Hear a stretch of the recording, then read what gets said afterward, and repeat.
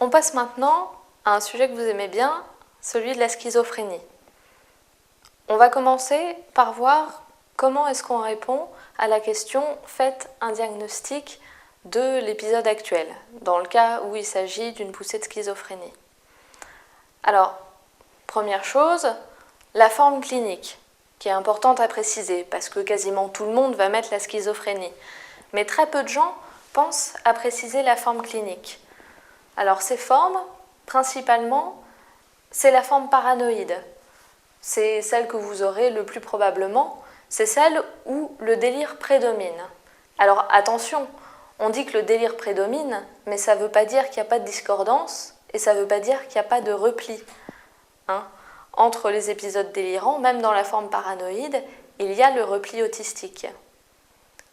Autre point, paranoïde, ça ne veut pas dire paranoïaque, et paranoïde, c'est pas non plus synonyme de schizoïde ou schizotypique. Schizoïde et schizotypique, c'est des personnalités prémorbides, mais ce n'est pas une forme clinique de schizophrénie. Les autres formes que vous avez à connaître, c'est la forme hébéphrénique, où c'est le repli qui domine, mais pour un sujet d'internat, c'est quand même moins floride comme symptomatologie que la forme paranoïde. Et quand même un petit mot sur le trouble schizoaffectif, ou schizophrénie dite dysthymique. Même si c'est un sujet plus ou moins controversé, il y a quelque chose à savoir sur cette forme de schizophrénie. D'abord, c'est que pendant ce qu'on appelle les poussées processuelles, il y a à la fois des symptômes thymiques, dépressifs et ou maniaques, qui sont très importants, et le délire, les caractéristiques habituelles de la schizophrénie. À savoir qu'à la différence de la dépression et de la manie délirante, le thème du délire n'est pas forcément congruent à l'humeur. Par ailleurs, entre les épisodes thymiques, il persiste la discordance et le repli autistique, qu'on n'a pas du tout dans les troubles de l'humeur habituellement.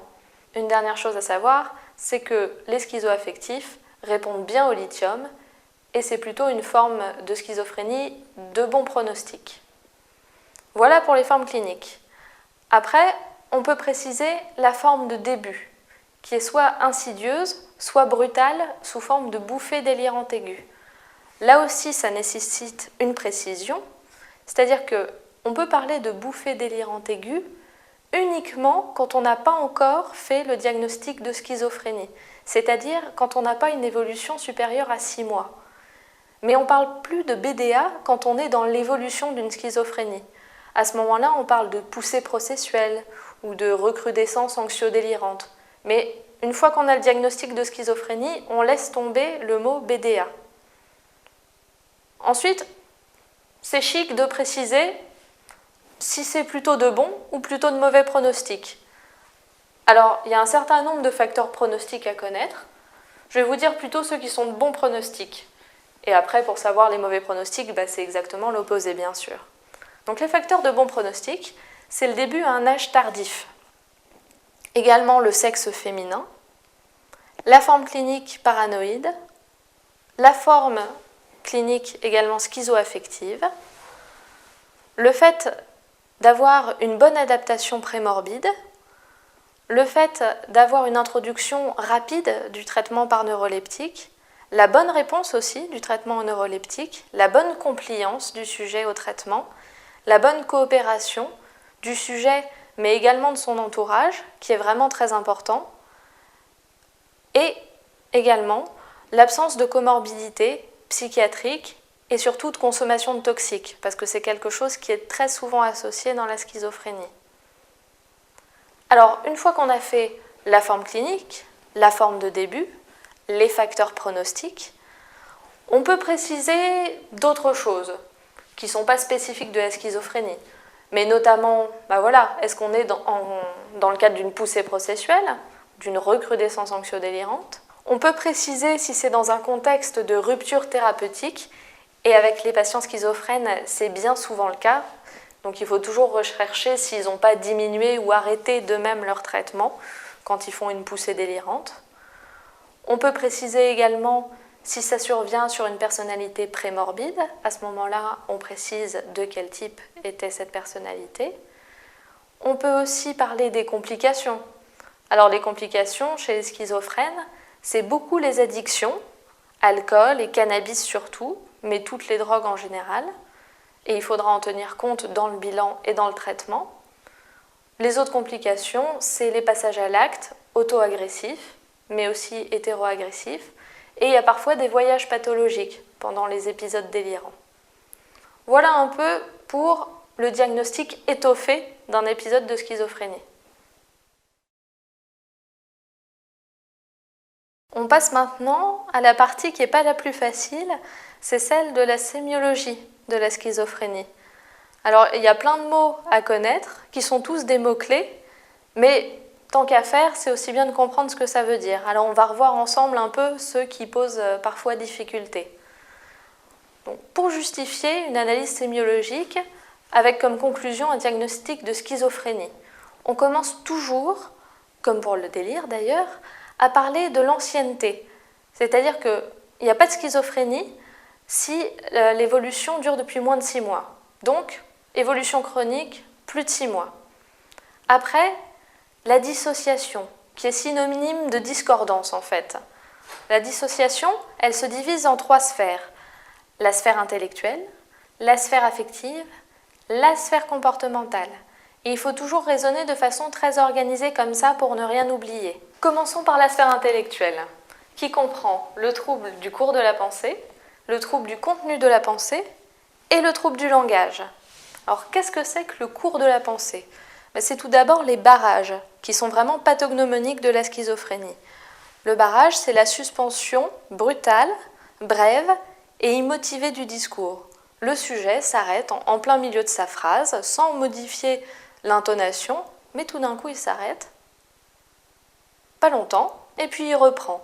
Il s'en rend compte, c'est conscient, mais il ne saurait pas vous dire pourquoi il s'est arrêté à ce moment-là. Ça, c'est un barrage. Ensuite, il y a également le fading.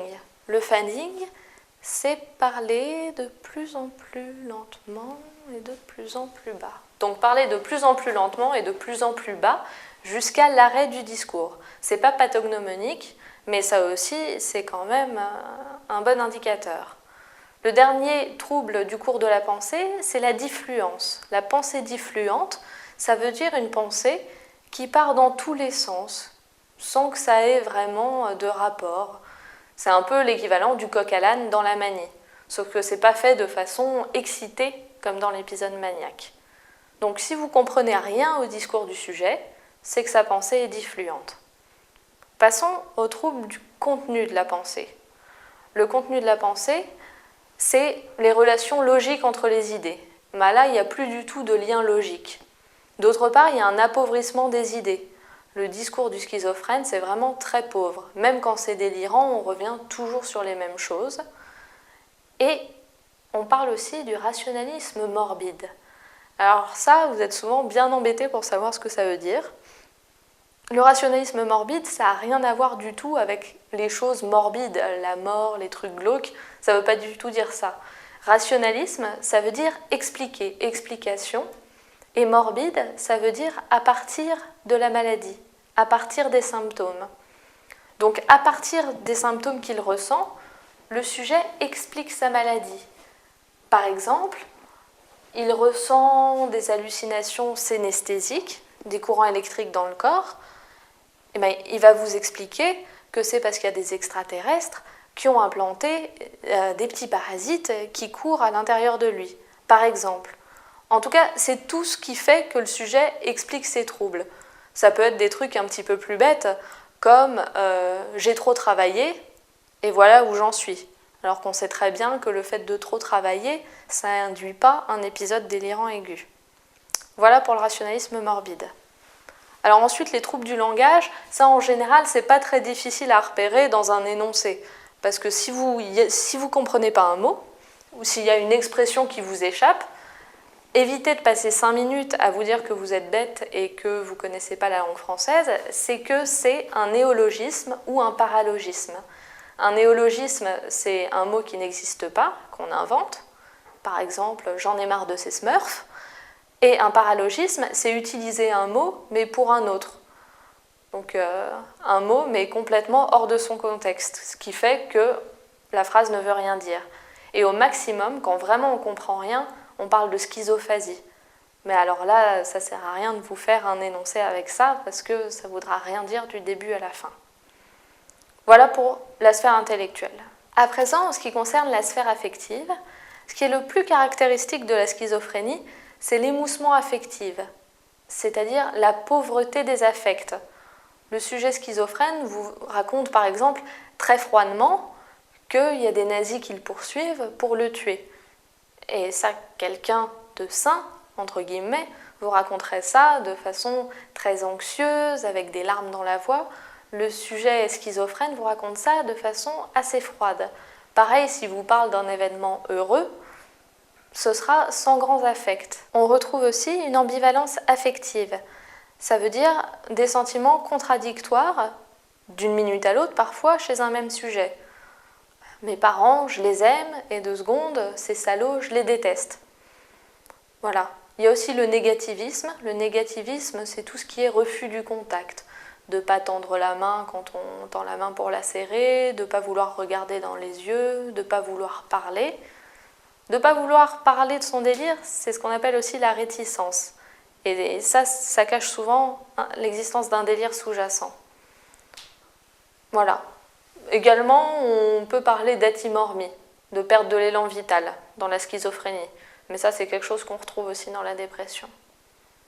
La dernière sphère de la discordance ou de la dissociation, c'est la sphère comportementale.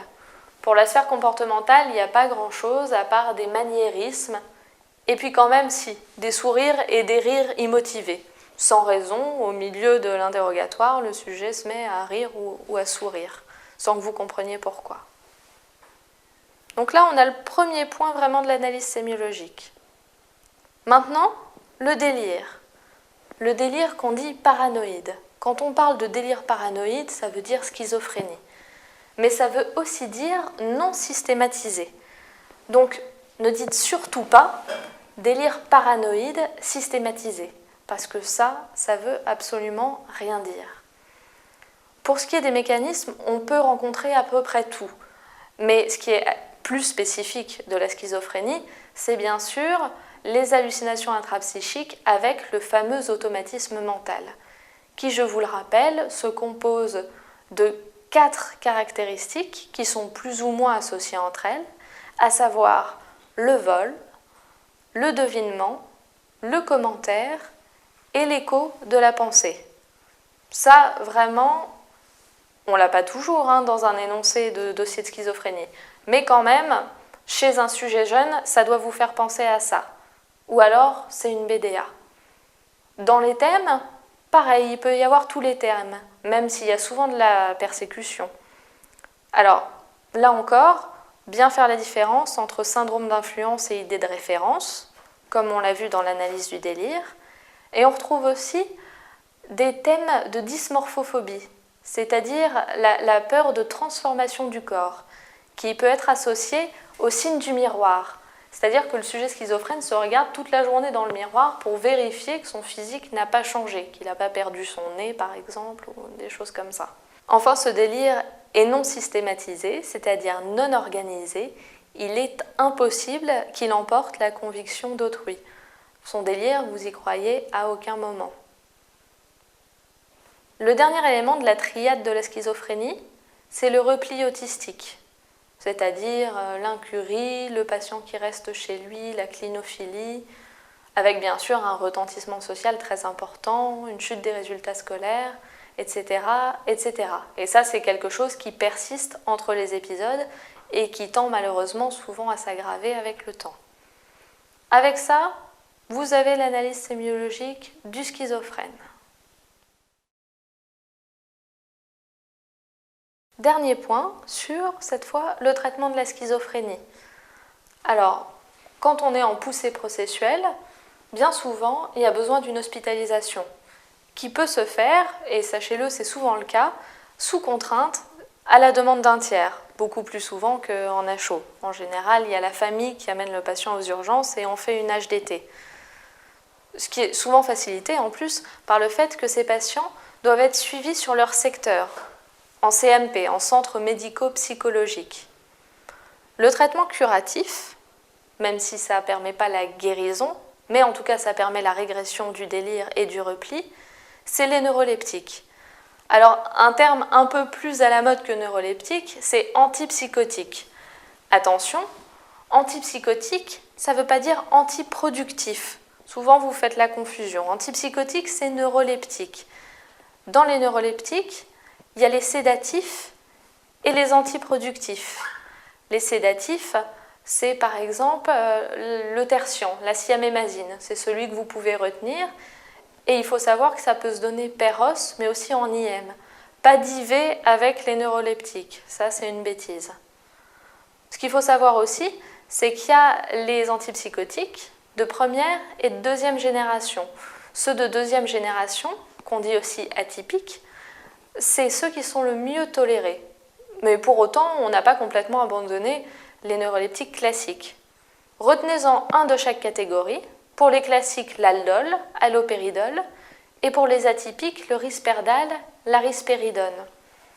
Un problème assez sérieux des neuroleptiques, c'est le syndrome métabolique, avec notamment l'obésité. Donc toujours surveiller le poids sous neuroleptique.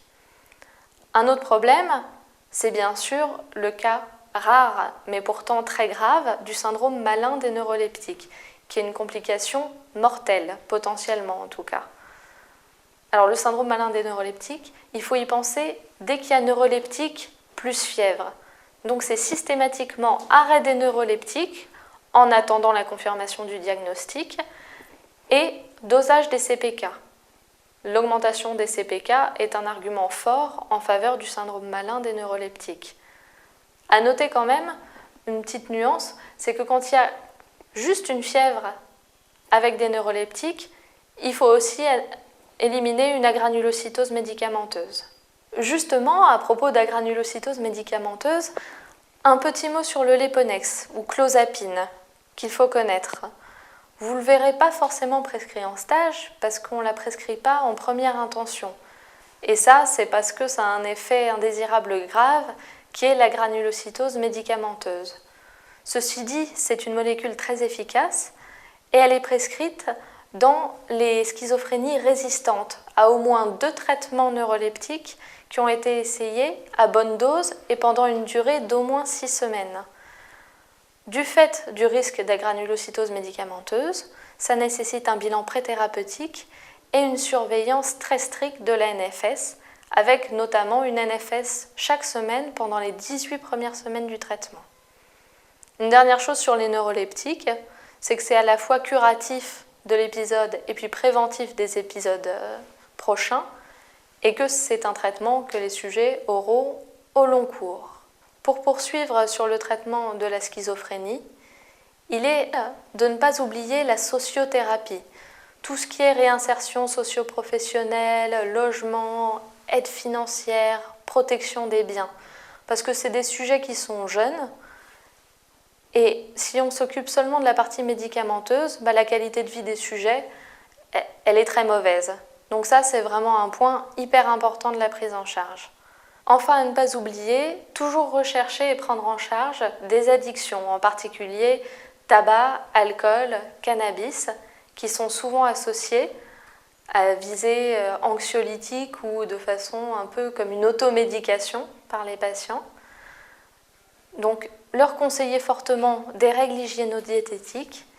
Et puis enfin, sachez, mais en général ça vous le savez, que la psychanalyse n'est pas indiquée dans la schizophrénie.